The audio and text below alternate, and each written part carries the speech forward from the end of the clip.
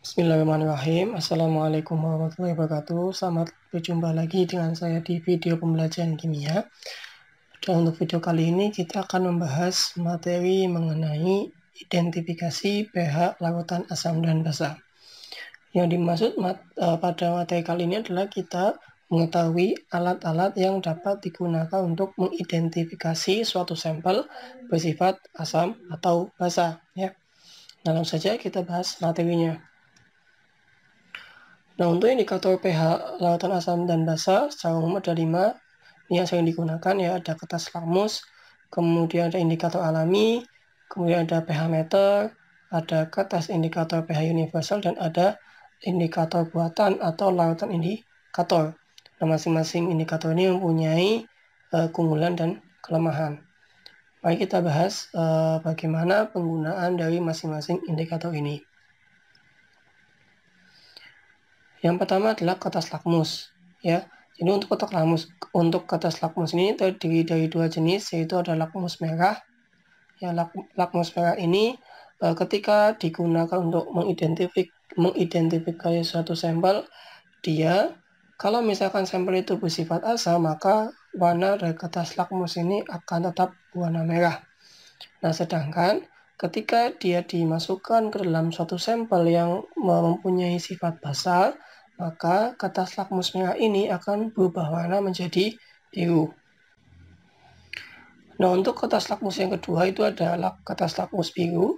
Ya, untuk kertas lakmus biru ini warnanya akan tetap berwarna biru ketika dia dimasukkan ke dalam larutan atau ke dalam sampel yang bersifat basa.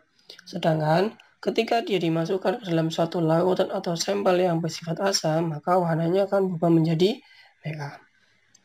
Nah, ini adalah contoh gambar dari suatu kertas lakmus, ya. Ini ada 2, ada lakmus merah sama lakmus biru. Nah, perlu diperhatikan dan perlu diingat bahwa penggunaan kertas lakmus ini, ya, untuk identifikasinya itu dilihat dari perubahan warna kertas lakmusnya, bukan perubahan pada larutannya. Jadi ini kan lakmus merah, ya, lakmus merah. Ketika misalkan ada suatu sampel larutan, ya, nah kemudian kertas lakmus merah dimasukkan ke dalamnya, dan ternyata warnanya tetap merah, berarti larutan ini bersifat asam. Ya, untuk memastikan, kita coba masukkan kertas lakmus warna biru. Nah, ketika kertas lakmus biru dimasukkan ke dalam lautan sampel ini, dia berubah menjadi merah. Oh iya, berarti benar. Ketika lakmus merah dimasukkan ke sini tetap merah, dan ketika lakmus biru dimasukkan ke dalam lautan sini, warna kertasnya menjadi merah. Berarti lautan itu bersifat asam. Ya, begitu juga sebaliknya. Misalkan ada sampel, kita masukkan kertas lakmus biru. Ketika kita menggunakan kertas lakmus biru, ternyata warna kertas lakmusnya tidak berubah, tetap biru. Oh, berarti dia bersifat basa. Untuk lebih memastikannya, kita gunakan kertas lakmus merah. Kita masukkan ke dalam lautan sampel. Nah, jika memang lautan itu bersifat basa, maka kertas lakmus yang semula berwarna merah ini akan berubah menjadi biru. Ya, jadi yang diidentifikasi adalah perubahan warna pada kertas lakmusnya, bukan perubahan warna atau sesuatu yang terjadi pada larutannya. Oke. Lalu yang kedua ada kertas indikator pH universal. Nah, untuk kertas pH universal ini akan berubah warna ketika dicelupkan dalam satu sampel, ya. Kemudian cara mengidentifikasi apakah sampel itu bersifat asam atau basa yaitu dengan cara mencocokkan warna kertas pH universal hasil pencelupan dalam sampel dengan warna yang ada pada wadah kertas indikator pH universal. Maksudnya bagaimana? Nah, ini adalah contoh gambar dari kertas indikator pH universal, ya. Kita lihat bahwa pada kertas ini, ya, terdapat beberapa kotak-kotak ini yang punya warna khusus. Nah, ini masih belum berubah warnanya, ini masih sama semua. Nah, ketika kertas ini dimasukkan ke dalam larutan atau dalam satu sampel, ya, maka kertas ini, ya, total ini kotak-kotaknya ini akan berubah warna. Nah, setelah berubah warna, kalian cocokkan pada wadah kertas indikator mana warna yang paling cocok dengan gambar-gambar yang ada di sini. Ada pH 0, ada pH 1, 2, 3, 4, 5, 6, 7, 8, 9, 10, sampai 14. Andaikan setelah kalian mencelupkan kertas ini kemudian dicocokkan ternyata warnanya itu persis tepat dengan yang ini, maka dia menunjukkan larutannya bersifat basa. Kenapa? Karena pH-nya 10 gitu. Kalau misalkan setelah kalian dicelupkan itu warnanya ternyata cocok dengan yang di sini ya, berarti lautan itu bersifat asam. Kenapa? Karena pH-nya 4. Jadi penggunaannya itu hampir sama dengan kertas lakmus. Bedanya adalah kalau kita menggunakan kertas indikator pH universal, kita bisa mengetahui berapa pH dari lautan tersebut. Walaupun ini pH-nya untuk pH derajatnya derajat yang bulat ya, 0 sampai 14. Nah, tapi sudah lebih lebih jelas dan lebih valid daripada kertas lakmus. Ini pH-nya berapa. Nah, kemudian untuk indikator yang ketiga ada indikator alami. Dan yang namanya indikator alami berarti indikator ini dibuat dari bahan-bahan alami. Nah, beberapa bahan alami yang saya digunakan untuk indikator alami itu ada kunyit, ada bunga sepatu, ada daun pacar air, dan lain sebagainya. Nah, untuk penggunaannya, kalian harus mendapatkan ekstrak dari beberapa indikator alami ini, misalkan kunyit ya. Kalian parut atau kalian tumbuk hingga mendapatkan ekstrak dari kunyitnya. Kemudian kalian teteskan ke dalam larutan atau sampel. Nah, ketika misalkan warnanya berubah menjadi kuning atau tetap kuning ya, maka dia sampelnya bersifat asam. Tetapi ketika dalam sampel itu warnanya berubah menjadi jingga ya, maka lautan itu bersifat basa. Jadi ini hampir sama dengan kertas lakmus. Kita hanya bisa melihat secara kualitatif ya, apakah dia asam atau basa, tapi kita tidak bisa menentukan berapa rentang atau nilai pH dari lautan sampel yang kita uji ya. Kita hanya bisa membedakan dia asam atau basa. Kalau mau menggunakan bunga bougainville bagaimana ya? Sama, kalian dapatkan dulu ekstraknya, kemudian kalian masukkan ekstrak tersebut ke dalam lautan sampel. Kalau warnanya ungu berarti dia asam, tetapi ketika warnanya kuning berarti lautan sampelnya bersifat basa. Itu seperti itu. Nah, untuk indikator alami ini sebetulnya bisa kalian coba sendiri di rumah ya. Kalian cari bahan-bahan yang ada di sekitar kalian, kemudian kalian buat ekstrak atau kalian dapat ekstraknya. Nah, kemudian kalian ujikan dalam beberapa sampel. Yang paling mudah sampelnya ya untuk membedakan misalnya ada lautan cuka, kemudian ada larutan dari sabun ya, kemudian misalkan ada larutan dari apa lagi ya. Ya, untuk paling membedakannya air murni biasa ya, air biasa, air sumur, nanti bisa dibedakan. Atau kalian mau coba melautkan pakai air garam juga boleh. Itu untuk membedakan bagaimana perbedaan yang terjadi pada sampel. Perlu diingat kalau menggunakan indikator alami berarti tidak boleh terlalu banyak ya. Kenapa? Ya contoh kalau kunyit ya, kunyit itu kan memang warnanya sangat pekat ya. Kalau misalkan sampelnya sedikit tapi kalian menambahkan ekstrak atau lautan kunyitnya banyak ya, maka otomatis warnanya akan jadi kuning semua gitu, akan dikuasai oleh warna dari kunyit. Makanya harus diperhatikan porsi berapa banyak sampelnya dan berapa banyak lautan indikator alami yang digunakan agar bisa lebih membedakan mana sampel yang bersifat asam dan mana yang bersifat basa. Itu begitu. Nah, kemudian untuk indikator selanjutnya ada pH meter. Nah, namanya aja pH meter, berarti alat ini adalah alat pengukur nilai pH secara digital. Ini merupakan alat yang penggunanya sangat mudah ya, yaitu kalian ingin mencelupkan saja alatnya ke dalam sampel, nanti pada alat tersebut akan muncul berapa nilai pH dari sampel yang kita uji. Nah, untuk beberapa bentuk dari pH meter itu seperti ini contohnya. Ada dua ya. Kalau misalkan kita menggunakan pH meter yang seperti ini, nah ini yang harus masuk dalam sampel ya. Karena di sini ada elektroda untuk indikator di sini. Kalian celupkan, nanti nilai pH-nya akan muncul di layar ini. Kalau misalkan pH meternya bentuknya seperti ini, yang di samping kanannya, maka yang dicelupkan adalah yang ini alatnya. Ya, nggak usah semuanya, ini aja. Nah, nanti akan keluar nilai pH dari sampel yang diukur. Udah begitu saja. Jadi sangat mudah ya. Mudah punah ya. Tapi perlu diingat bahwa ketika misalkan pH metil sudah digunakan dalam suatu sampel, maka tidak boleh langsung dimasukkan dalam sampel yang lain. Kenapa? Untuk menjaga nilai atau validitas pengukuran. Jadi harus dibersihkan dulu ya. Minimal menggunakan tisu kering. Nah, itu berapa kali kalau mantap sudah bersih baru digunakan ke lautan sampel yang lain. Kemudian selanjutnya ada indikator buatan atau lautan indikator. Nah, ini ada beberapa lautan indikator yang sering digunakan di dalam laboratorium sekolah ya. Nah, untuk beberapa lautan indikator yang sering dikenal yaitu ada metil jingga atau MO. Lautan indikator ini mempunyai trayek pH dari 3,1 sampai dengan 4,4. Nah, ketika metil jingga atau MO ini dimasukkan ke dalam lautan sampel, maka ketika lautan tersebut menghasilkan warna merah, berarti lautan tersebut itu mempunyai nilai pH 3,1 ke bawah. Ya, ketika warna merah, berarti nilai pH-nya itu sekitar 3,1 ke bawah karena warnanya merah. Nah, ketika lautan sampelnya itu ternyata warnanya kuning, berarti dia mempunyai trayek pH dari 4,4 ke atas. Ya. Itu cara bacanya seperti itu. Nah, untuk lautan indikator metil merah, ya misalkan dia dimasukkan dalam satu sampel. Nah, ketika sampel lautan itu warnanya merah, berarti sampel tersebut itu mempunyai trayek pH yaitu 4,4 ke bawah. Ya.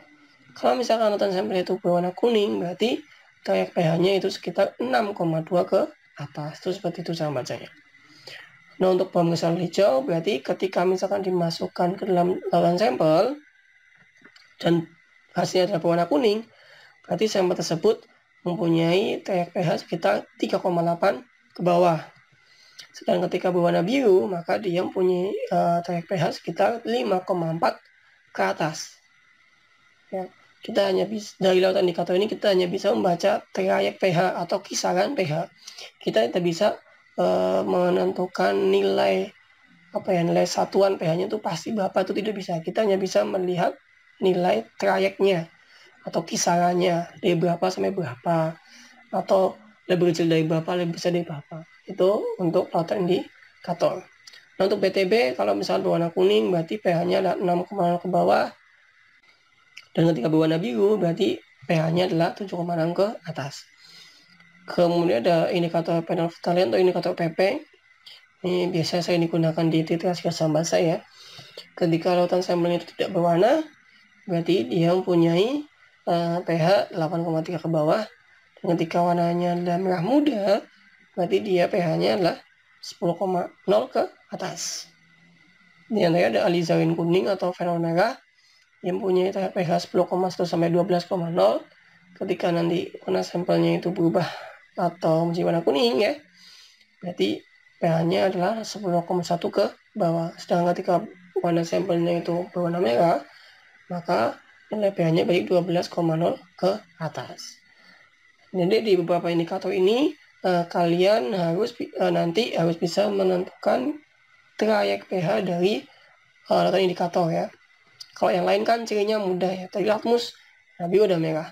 Kalau pH universal ya tinggal dicocokkan aja dengan warna kepada wadah gitu kan. Kalau misalnya indikator alami juga ada hanya warna saja, merah atau kuning atau apa, itu sudah ada datanya. pH mata apalagi ketika dicelupkan langsung ada data nilai pH-nya. Nah, yang agak lebih membutuhkan penelaran itu ada ketika kita menggunakan lautan indikator. Oleh karena itu nanti kita akan bahas bagaimana cara penggunaan atau mencari trayek pH menggunakan indikator buatan atau menggunakan lautan indikator. Contohnya bagaimana? Contohnya seperti ini. Ini datanya saya terus ulang untuk mengingat kita trayek pH dari masing-masing indikator. Contoh soal yang pertama. Suatu larutan akan memberikan warna kuning dengan indikator metil jingga dan metil merah, serta memberikan warna biru dengan indikator BTB. Sementara itu, dengan indikator PP, dia tidak berwarna. Perkiraan pH lautan tersebut adalah berapa? Nah, kalau misalnya ada soal seperti ini, kita sebenarnya sangat mudah mengerjakannya ya. Ini saya mengerjakan menggunakan versi saya, karena ada beberapa versi lain yang dimaksud versinya adalah cara menjelaskannya ya. Kalau saya ini menggunakan penjelasan dari saya, semoga penjelasan dari saya cocok buat kalian. Nah, pertama kita tulis dulu perubahan warnanya ya. Pertama menggunakan metode Jingga. Metode Jingga itu adalah MO. MO dia warnanya adalah kuning. Nah, kalau kita lihat pada tabel, ketika menggunakan MO dan warnanya kuning, berarti pH-nya adalah 4,1 ke atas ya. Berarti 4,4 bukan 4,4 ke atas. Nah, di sini pH-nya berarti lebih besar sama dengan 4,4. Karena warna kuning berarti 4,4-nya masih ke bawah. Makanya di sini ada tanda sama dengan. Kemudian indikator yang kedua ada metil merah ya atau MM. Dia warnanya juga kuning. Oke. Warnanya adalah kuning. Nah, ketika dia berwarna kuning berarti pH-nya adalah 6,2 ke atas ya. Berarti pH lebih besar sama dengan 6,2. Kemudian ketika dia menggunakan indikator BTB ternyata berwarna biru ya. BTB warnanya adalah biru. Kalau warna biru artinya pH-nya berarti 7,6 ke atas ya kan. 7,6 ke atas. Berarti pH lebih besar sama dengan 7,6. Dan yang terakhir menggunakan PP. Ketika menggunakan PP dia tidak berwarna ya. Tidak berwarna. Kalau dia tidak berwarna berarti pH-nya adalah 8,3 ke bawah ya. Nih ya. Pada tabel kalian lihat bahwa PP atau flavonoid lain ketika tidak berwarna berarti 8,3 ke bawah. Berarti pH lebih kecil sama dengan 8,3. Nah, itu kan seperti ini. Nah, dari keempat data ini kemudian kita simpulkan berapa trayek atau kisaran nilai pH dari sampel yang diuji. Nah, kita aja ya, pada MO itu lebih besar dari 4,4 atau lebih besar sama dengan 4,4. Kemudian MM itu lebih besar sama dengan 6,2. Kemudian BTB itu lebih besar dari 7,6. Kalau menggunakan PP berarti lebih dari 8,3. Nah, berarti kita bisa menentukan trayek pH-nya adalah batasan paling atasnya adalah 8,3 ya kan? Karena pH-nya lebih kecil sama dengan 8,3. Nah, sekarang kita tentukan batas bawahnya. Ini ada 4,4, 6,2, atau 7,6. Kalau dia ada nilainya, ya batas bawahnya kita gunakan yang paling besar saja, yaitu 7,6. Kenapa kita menggunakan batasan ini? Karena gini, kalau misalkan pH-nya lebih besar dari 7,6, sudah otomatis akan lebih besar dari 4,4 dan lebih besar dari 6,2. Ya.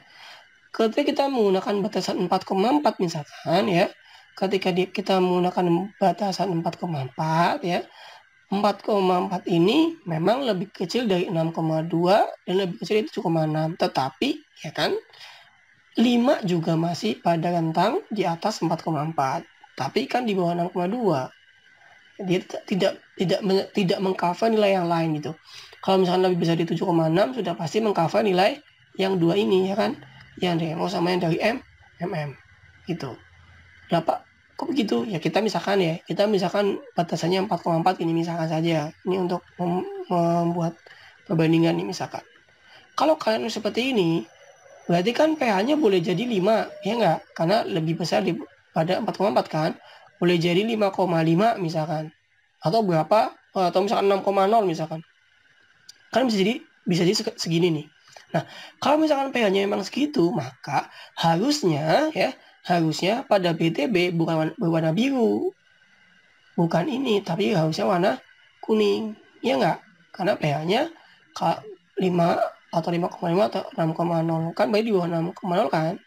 Ini saya maksud tidak mengcover nilai pH dari BTB. Nah, karena nilai pH pada BTB itu harus di atas 7,6 ya, maka kita menggunakan pasti di atas 4,4, pasti di atas 6,2. Itu seperti itu saya menjelaskan. Jadi kita menggunakan nilai yang bisa mengcover semua indikator. Kalau misalnya kita menggunakan 6,2 misalkan batasannya, ya nanti sama saja ya. 6 kan bisa, kalau misalnya 6,2 ya, kan bisa saja 6,5, ya nggak? Nah, 6,5 ini belum mencapai 7,6, berarti warnanya belum sampai biru ya. Itu antara kuning sama biru apa? Ya mungkin antara kuning sama biru itu ada hijau ya mungkin ya. Nah, itu seperti itu. Jadi tidak mengcover nilai pH dari PTB, alias tidak menunjukkan kevalidan gitu kan, dari PTB-nya itu biru. Kita pH. Jadi saya ulangi, saya pH pada contoh soal yang pertama yang betul adalah pH lebih besar sama dengan 7,6 dan lebih kecil 8,3, atau pH itu berkisar antara 7,6 sampai dengan 8,3. Yang ini salah ya, yang di bawah ini enggak, saya ganti warna. Nah, ya ini adalah salah. Seperti itu. Oke, semoga dapat dipahami. Kalau nanti belum dipahami, boleh didiskusikan di kolom komentar ya. Boleh. Kemudian ada contoh soal kedua, itu suatu sampel air sungai dideteksi dengan indikator mm dan PTB berwarna kuning.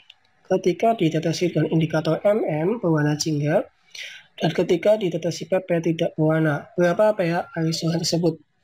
Nah, untuk contoh soal kedua ini saya akan berikan variasi penjabaran atau cara mengerjakan soal dengan sedikit berbeda ya, tapi awalnya sama. Kita tulis dulu perubahan warna dari masing-masing indikator. Yang pertama ada indikator MO. Indikator MO ini dia berwarna kuning, berarti pH-nya adalah MO berwarna kuning. Oh, berarti pH-nya di atas 4,4 ke atas ya, berarti 4,4 ke atas pH-nya. Nah, kemudian ada BTB. BTB ini juga berwarna kuning, berarti pH-nya adalah kuning, 6,0 ke bawah ya. pH ini 6,0 ke bawah karena BTB-nya berwarna kuning. Kemudian ada indikator MM. Indikator MM ini berwarna jingga. MM berwarna jingga. Nah, jingga itu merupakan warna ini ya, di antara merah kuning, ya kan? Di antara merah kuning. Berarti dia di antara 4,4 sampai dengan 6,2. Tapi 4,4 dan 6,2 tidak masuk dalam kisarannya. Di antara berarti mungkin dia 4,0, 4,5 ya, mungkin 4,5 atau 4,6 gitu sampai dengan 6,0 atau 6,1. Biar lebih mudah ya kita tulis segini aja nggak apa-apa. 4,4 pH 6,2, asalkan tidak ada tanda sama dengan ya, karena warnanya jingga. Nah, kemudian terakhir ada indikator PP. Indikator PP ini tidak berwarna.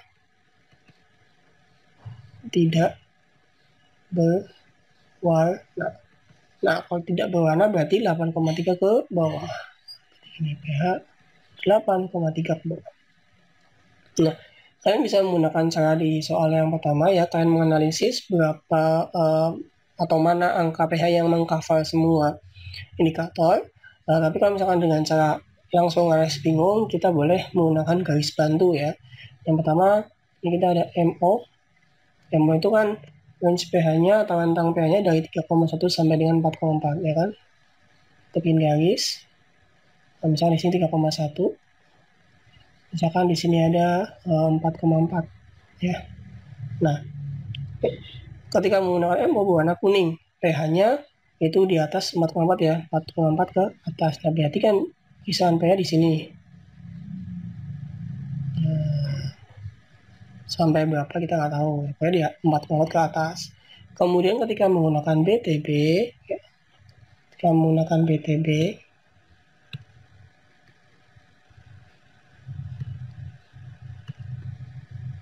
BTB ya, itu berwarna kuning. Nah, BTB itu rentang pH-nya adalah dari 6,0 sampai dengan 7,0. Nah, anggaplah misalnya 6,0 di sini ya. 6,0 ini misalkan 7,6. Berwarna kuning berarti pH-nya 6,0 ke bawah ya, 6,0 ke bawah. Itu kan di sini.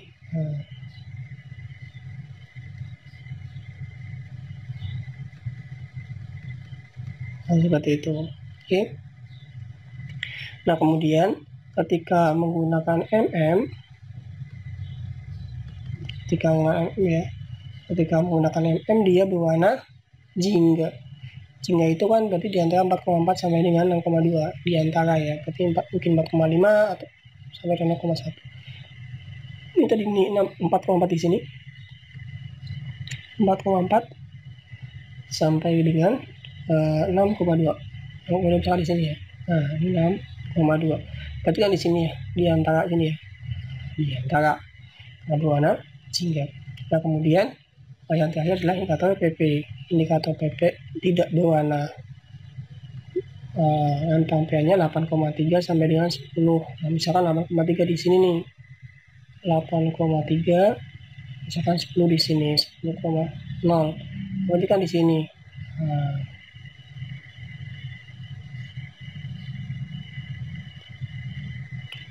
rentang pH-nya 8 di bawah 8,3 ke bawah.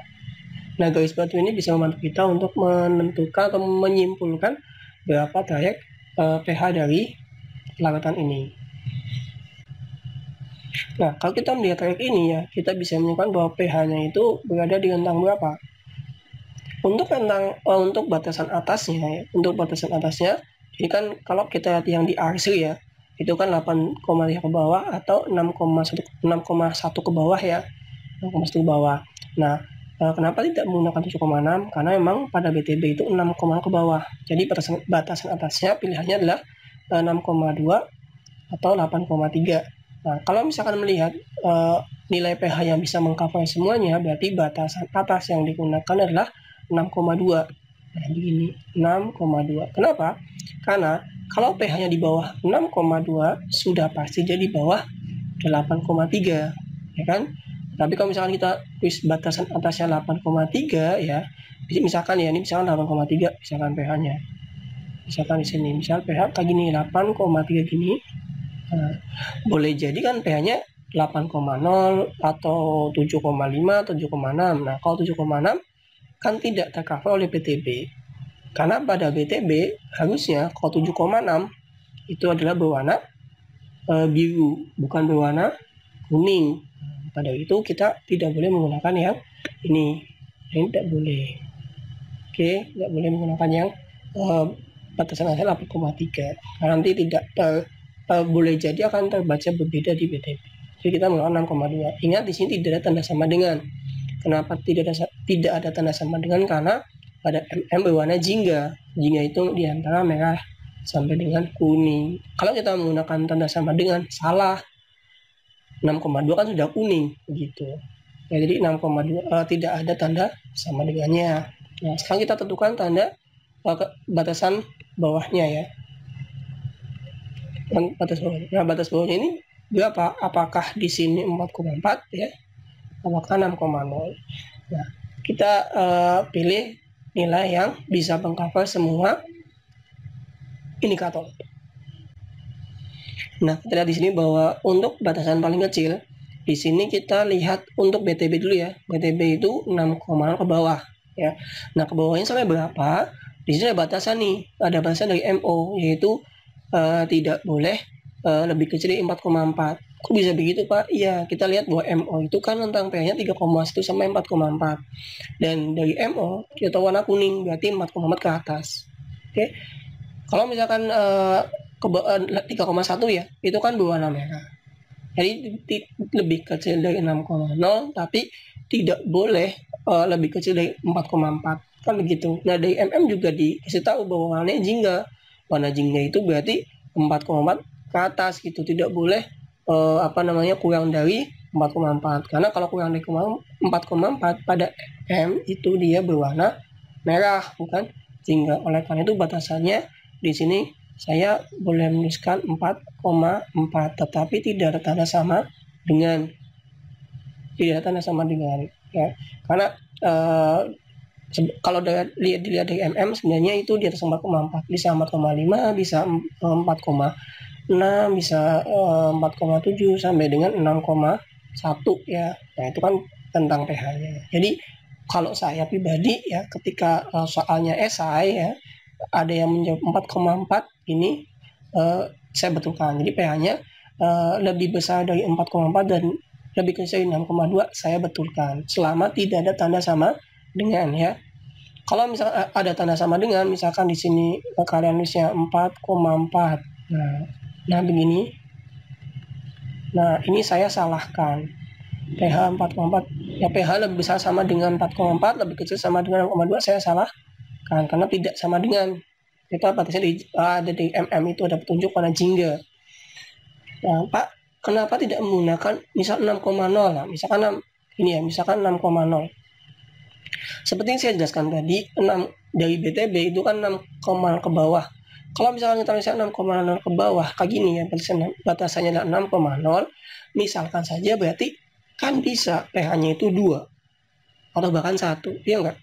Kalau 2 atau 2,5 atau 3,0 deh ya, misalkan pH-nya 3,0, harusnya di MO tidak warna kuning, tapi dia warna merah, karena kan warna merah itu 3,1 ke bawah, ya enggak? Nah, maka dari itu batasan bawahnya juga tidak menggunakan angka 6,0, tapi menggunakan angka 4,4 ya, dengan tanda tidak ada tanda sama dengannya lebih besar. Atau kalau misalkan ada pilihan ganda ya, boleh misalkan di sini 5 begitu, 5 4 pH begini. Kemudian misalkan ininya 6,0 atau 6,1 ya. Kalau misalnya pilihan ini juga betul. Karena kan 6,0 masih di bawah 6,2. Jadi kalau saya begitu. Yang penting pH-nya di antara 4,4 sampai 6,2. Dan 4,4-nya tidak masuk, 6,2 juga tidak masuk. Nah, ini penjelasan dari saya untuk contoh soal kedua. Nah, ini salah. Jawaban yang betul adalah yang ini. Ini betul, ini betul. Ya. Itu saja untuk pertemuan kali ini atau video penjelasan di materi indikator pH asam basa. Jika masih ada yang belum jelas atau ingin ditanyakan, boleh sampaikan di kolom komentar. Sampai ketemu di video selanjutnya. Assalamualaikum warahmatullahi wabarakatuh.